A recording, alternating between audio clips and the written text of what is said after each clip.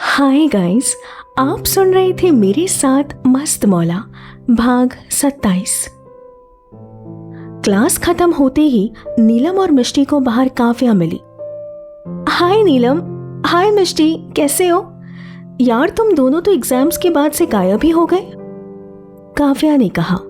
तो नीलम बोली, गायब तो तुम हो गई हो, एग्जाम्स के बाद से तो तुम हमें दिखी ही नहीं। तो काव्या बोली, हाँ वो मेरी थोड़ी तबीयत ठीक नहीं थी 2 दिन से, इसीलिए। अब कैसी है तुम्हारी तबीयत? मिष्टी ने पूछा। तो काव्या बोली, एकदम फर्स्ट क्लास। दरअसल मेरी तबीयत तो उसी दिन ठीक हो गई जब अक्षय ने मुझे कॉल करके बताया कि पूजा दी की एंगेजमेंट है इस शनिवार को, और मैं पूजा दी की एंगेजमेंट मिस नहीं करना चाहती थी, इसीलिए अपनी तबीयत को फर्स्ट क्लास बनाना पड़ा। कहकर वो हंसने लगी। ओह, तो तुम भी आ रही हो एंगेजमेंट पर? नीलम ने पूछा।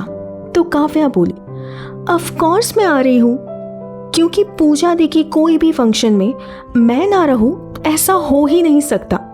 तुम्हें पता है, जब मैं पहली बार पूजा दी से मिली थी ना, तब वो मुझे इतनी स्वीट लगी कि क्या बताओ। सच में वो बहुत अच्छी है, बिल्कुल अक्षय की तरह।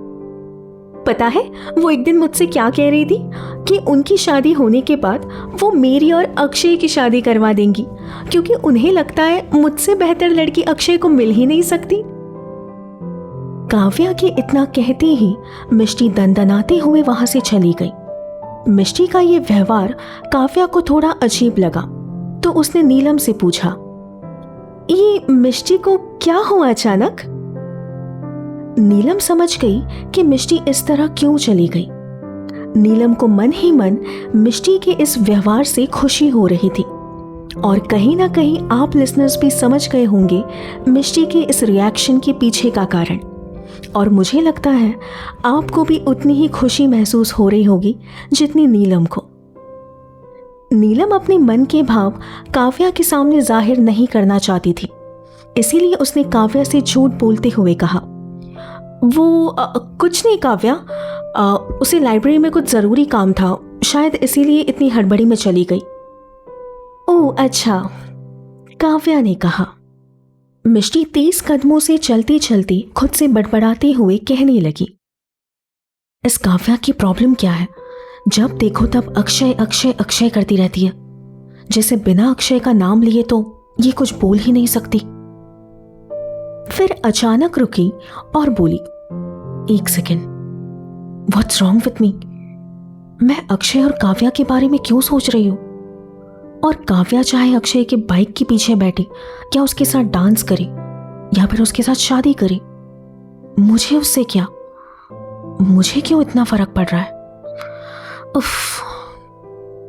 कहकर वो जैसे ही आगे बढ़ी तो सामने से आते राजवीर से धीरे से टकरा गई और उसके हाथ में पकड़ी किताबें नीचे जा गिरे।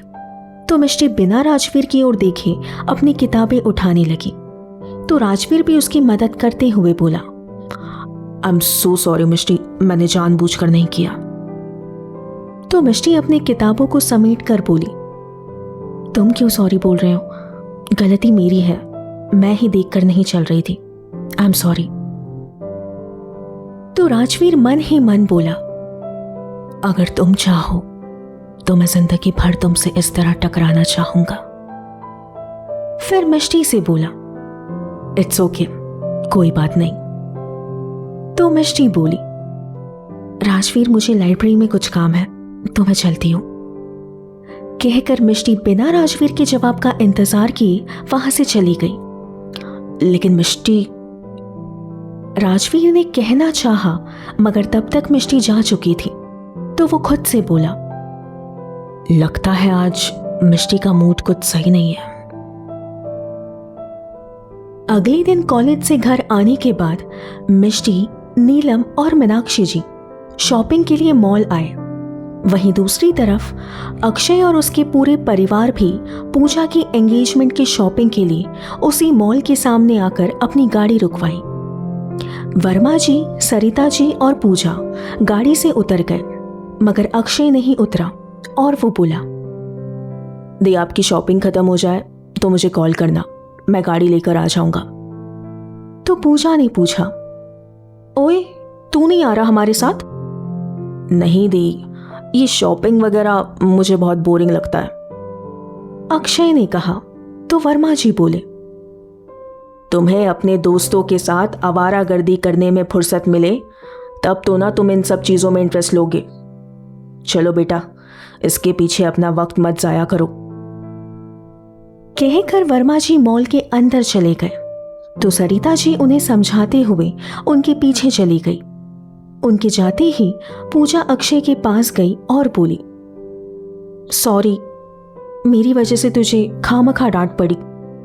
तो अक्षय बोला, दी रिलैक्स, वैसे भी अब मुझे ना डैड के ताने सुनने की आदत सी हो गई है, तो एक कान से सुनो और दूसरे कान से निकाल फेंको, सिंपल। कहकर अक्षय बेशर्म की तरह हंसने लगा। तो पूजा बोली, तू कभी नहीं सुधरेगा ना? क्या बताओ दी, मैंने तो बहुत सोचा है, मगर फिर मुझे याद आया कि ये वर्ड तो मेरे डिक्शनरी में है ही नहीं। अक्षय ने कहा, हा हा हा, वेरी फनी। चल अब चुपचाप हमारे साथ चल, पूजा ने कहा। तो अक्षय बोला, नहीं दी, प्लीज। तो पूजा जिद करते हुए बोली, अक्षय, ये तेरी दी की एंगेजमेंट है तो मैं कोई बहाना नहीं सुनने वाली। और वैसे भी तुझे पता है ना, मैं अब कुछ ही महीनों की मेहमान हूं, उसके बाद तो मैं चली जाऊंगी ससुराल। तो सोचा इन चंद महीनों में मैं तेरे साथ अच्छे से वक्त बिताना चाहती थी। अब अगर तू नहीं आना चाहता तो ठीक है, अब तू बड़ा हो गया है तो मैं तुझे फोर्स भी नहीं कर सकती। ठीक है, जैसी तेरी मर्जी। कहकर पूजा दुखी होने की एक्टिंग करने लगी। तो अक्षय अपना माथा पीट कर बोला, ओ गॉड दी, इतना इमोशनल ब्लैकमेल तो सास बहू वाली टीवी सीरियल्स वाले भी नहीं करते। फिर पूजा की नकल उड़ाता हुआ बोला, मैं अब कुछ ही महीनों की मेहमान हूं, उसके बाद तो मैं चली जाऊंगी ससुराल।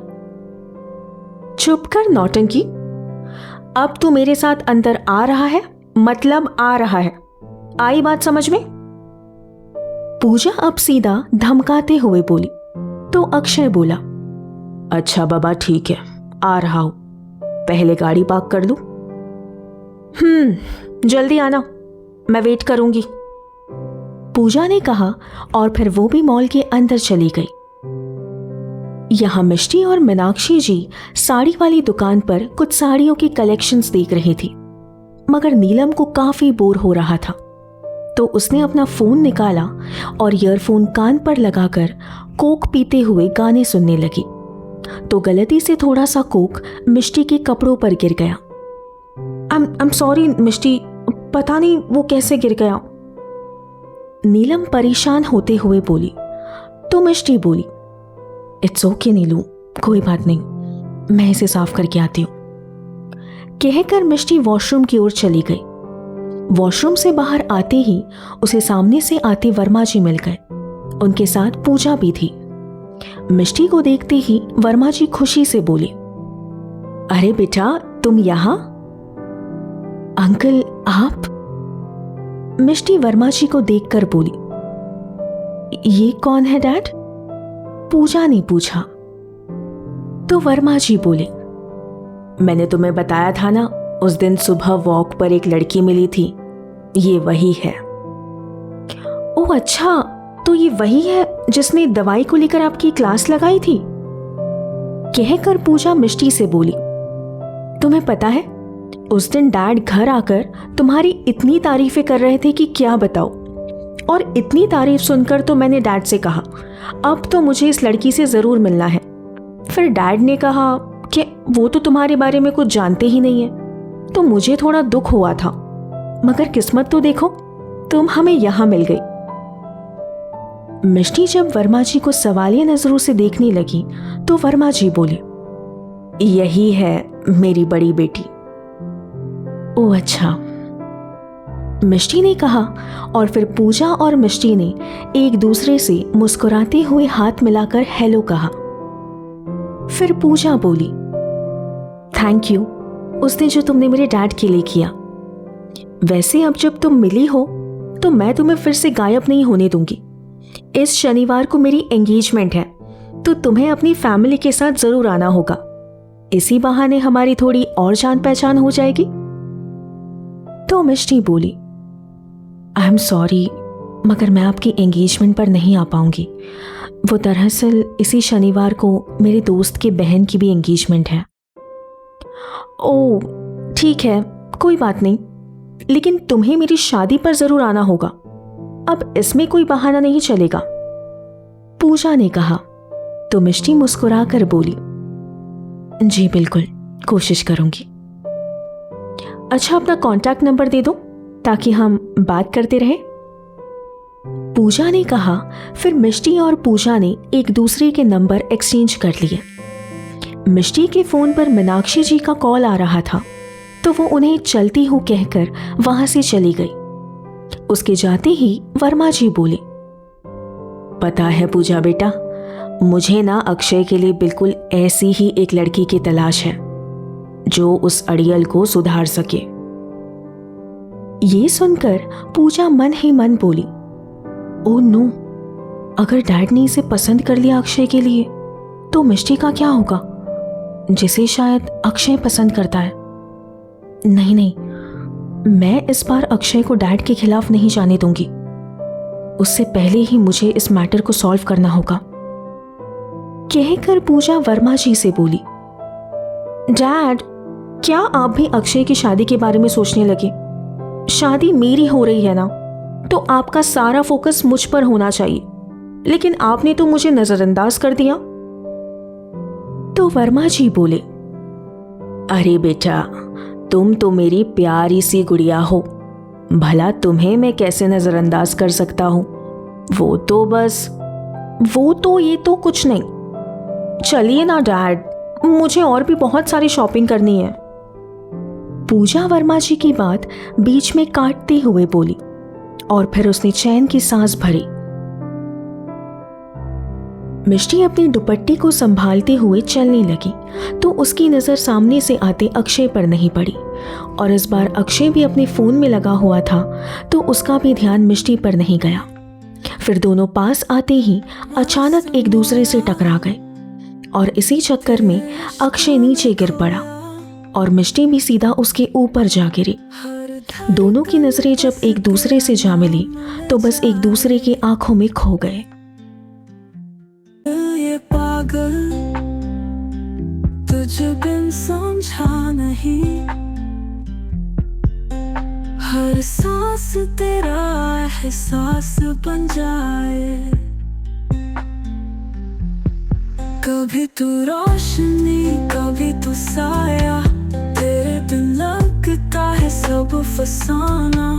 मैं था अकेला, तू मिली तो लगा खुदा ने लिखा था बस तू ही नशा।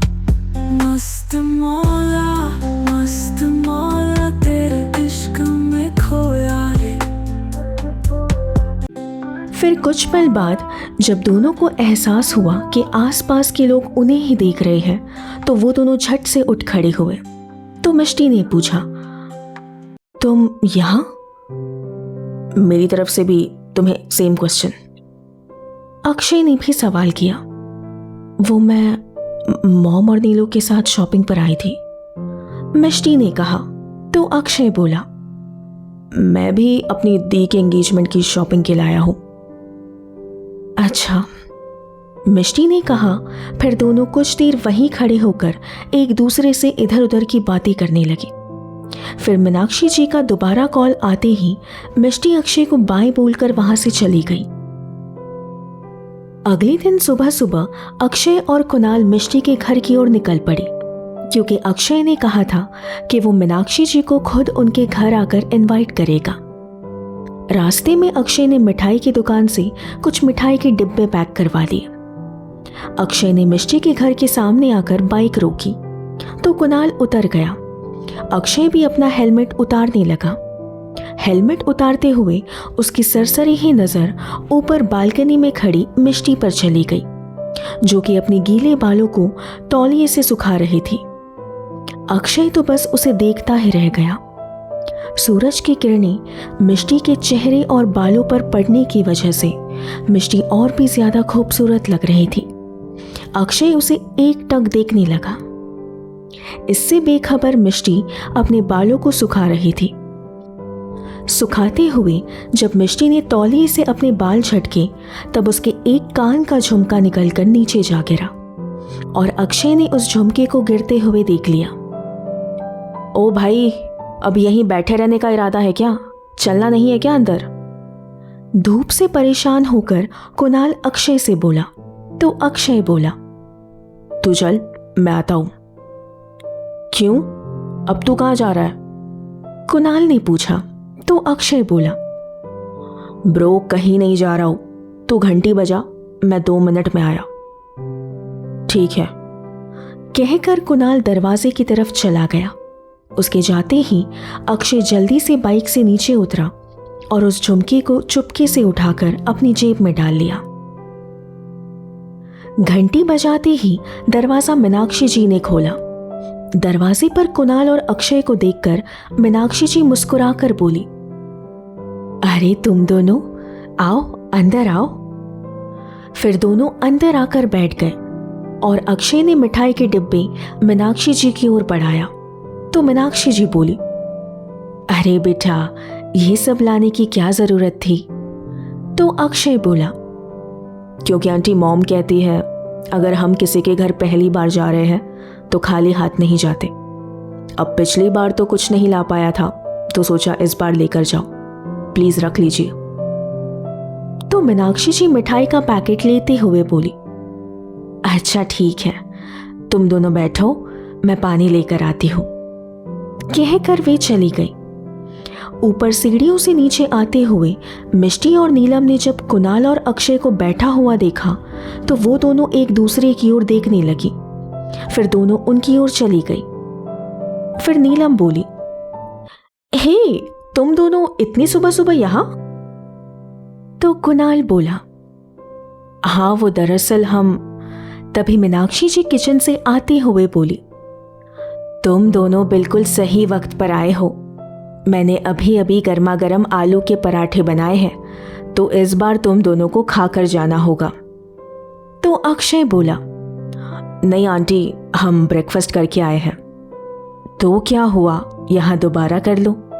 देखो बिना खाए तो मैं तुम दोनों को यहाँ से जाने नहीं दूंगी। थोड़ा सा ही सही, मगर तुम दोनों को खाना पड़ेगा, मीनाक्षी जी ने कहा। अब मीनाक्षी जी के इतना जोर देने पर दोनों मना नहीं कर पाए और फिर सब साथ में डाइनिंग टेबल पर बैठ गए। मीनाक्षी जी ने चारों को पराठे दिए, फिर खुद अपनी प्लेट लेकर बैठते हुए बोली, वैसे बेटा तुम दोनों का इतनी सुबह सुबह कैसे आना हुआ? तो अक्षय बोला, वो एक्चुअली आंटी, इस शनिवार को मेरी दी की एंगेजमेंट है तो आपको जरूर आना है।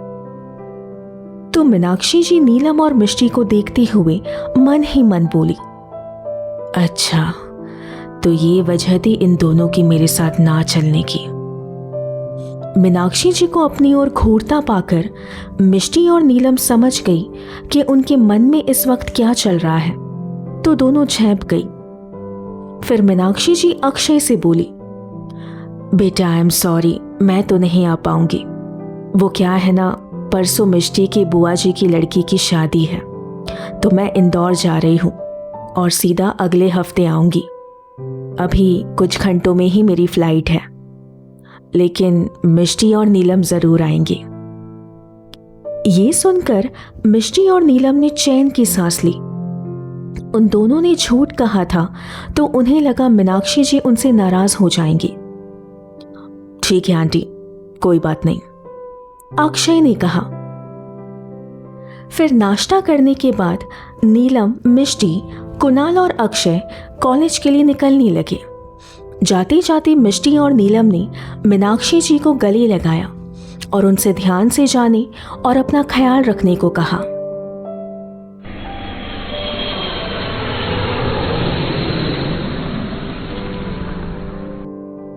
2 दिन बाद मीनाक्षी जी के जाते ही सारे घर के काम नीलम और मिष्टी मिलकर कर रही थी। सारे काम खत्म करने के बाद मिष्टी छत पर पौधों को पानी देने चली गई तो नीलम भी उसके पीछे पीछे चली आई। मिष्टी पौधों को पानी देने लगी तो नीलम बोली, मिष्टी एक बात पूछूं? तो मिष्टी बोली, हाँ पूछ। तो नीलम ने पूछा, ये तेरे और अक्षय के बीच में आजकल क्या चल रहा है? तो मिष्टी पानी देते हुए ही बोली, क्या चल रहा है का क्या मतलब है? कुछ भी तो नहीं। अच्छा, तो उस दिन कॉलेज में जब काव्या अक्षय के बारे में बात कर रही थी तो तुझे इतना गुस्सा क्यों आया? वो देखकर तो साफ पता चल रहा था कि तुझे काव्या से जेलसी हो रही थी। मिष्टी, कहीं तुझे मिस्टर अक्षय वर्मा से प्यार तो नहीं हो गया? नीलम ने कहा। तो मिष्टी बोली, मुझे उस दिन गुस्सा नहीं आया था, वो तो बस मुझे लाइब्रेरी में कुछ काम था इसीलिए मैं चली गई। तू भी ना नीलू, कुछ भी सोचती रहती है। वो कहते हैं ना, जिनकी मंजिल एक होती है वो रास्तों पर ही मिलते हैं, मगर ये लाइन कुछ ऐसी होनी चाहिए थी कि जिनकी मंजिल एक होती है वो कॉलेज में ही तो मिलते हैं। नीलम मिष्टी को छेड़ते हुए बोली तो मिष्टी भी नीलम को उसी की बातों में उसे फंसाते हुए बोली, अच्छा अगर ऐसी बात है तो ये लाइन तुझ पर भी लागू होती है नहीं? तो नीलम नजरें चुराते हुए बोली, मुझ पर भला ये लाइन क्यों लागू होगी? अच्छा, तो फिर नजरें क्यों चुरा रही है मुझसे? मिष्टी ने पूछा। तो नीलम ने इसका कोई जवाब न दिया। तो मिष्टी बोली, नीलू, कब तक तू मुझसे और अपने आप से झूठ बोलेगी? मैंने तेरी आंखों में कुणाल के लिए प्यार साफ देखा है, तो बेहतर होगा तू अपने फीलिंग्स को ऐसे नजरअंदाज करना बंद कर दे। तो नीलम मिष्टी के थोड़ा करीब जाकर बोली, मिष्टी, तू पढ़ाई के साथ साथ कहीं ज्योतिष वगैरह का कोर्स तो नहीं करने लगी? तो मिष्टी बोली, नहीं, क्यों? तो नीलम बोली, नहीं, क्योंकि आजकल तू आंखें वगैरह पढ़ने लगी है, तो बस इसीलिए पूछ लिया। कहकर नीलम जोर जोर से हंसने लगी। फिर बोली, अच्छा रुक एक मिनट, मैं तुझे अभी साबित करके दिखाती हूं कि मैं कुणाल से कोई प्यार व्यार नहीं करती। वो सिर्फ मेरा अच्छा दोस्त है, इससे ज्यादा और कुछ नहीं। कहकर नीलम बाजू में रखे स्टूल पर चढ़ गई और फिर जोर से चिल्लाते हुए बोली, अरे सुनो मोहल्ले वालों, मैं हूं नीलम और मैं कुणाल से प्यार नहीं करती, नहीं करती, नहीं करती। तो मिष्टी उसे रोकते हुए बोली, अरे नीलू, नीचे उतर, क्या कर रही है? आस पड़ोस वाले सुनेंगे तो क्या सोचेंगे? तभी बाजू के घर से एक अधेड़ उम्र का आदमी अपने खिड़की से चिल्लाते हुए बोला, अरे बेटा, अगर प्यार नहीं करती तो उससे जाकर कहो ना। इस तरह चिल्लाकर हमारे कान के पर्दे फाड़ना जरूरी है क्या? तो नीलम स्टूल से नीचे उतरी और ऊपर छत से ही उस आदमी को जवाब देते हुए बोली, अंकल जी, रोज सुबह छत पर आकर आप जो एक्सरसाइज के बहाने करते हो, अगर मैंने ये बात आंटी को बता दी ना तो कान के पर्दों के साथ साथ आंटी आपका क्या क्या फाड़ेंगी इसका अंदाजा तो आप लगा ही सकते हो। नीलम की यह बात सुनकर उस आदमी की सिट्टी पिट्टी गुल हो गई और वो अपनी बीवी के नाम से थोड़ा सहम गया और बोला, अरे अरे बेटा, मैं तो बस मजाक कर रहा था, तुम तो बुरा मान गई। चिल्लाओ जितना चिल्लाना है, मैं ही अपने घर की खिड़की और कान बंद कर लेता हूं। कहकर वो अंदर चला गया। तो मिष्टी बोली, नीलू, तू शुक्ला अंकल से ऐसे बात क्यों कर रही थी? तो नीलम बोली, मिष्टी, ये शुक्ला जितना सीधा दिखता है ना, उतना सीधा है नहीं। मैंने रोज सुबह देखा है कैसे ही सामने वाली शैलजा आंटी पर लाइन मारता है। अरे कम से कम अपने उम्र का तो लिहाज कर लिया होता। अब बताओ, भला ये भी कोई उम्र है इनकी ऐसे सब हरकतें करने की? क्या सच में? मिष्टी आश्चर्य होकर बोली। और नहीं तो क्या, इनके खुद के पैंट के नाड़े तो ढीले होते हैं और चले आते हैं दूसरों के नाड़े टाइट करने। नीलम ने दांत पिसते हुए कहा। हम बहुत जल्द मिलेंगे कहानी के अगले भाग में। सुनते रहिए अपने आरजे सेट के साथ मस्त मौला। Bye bye.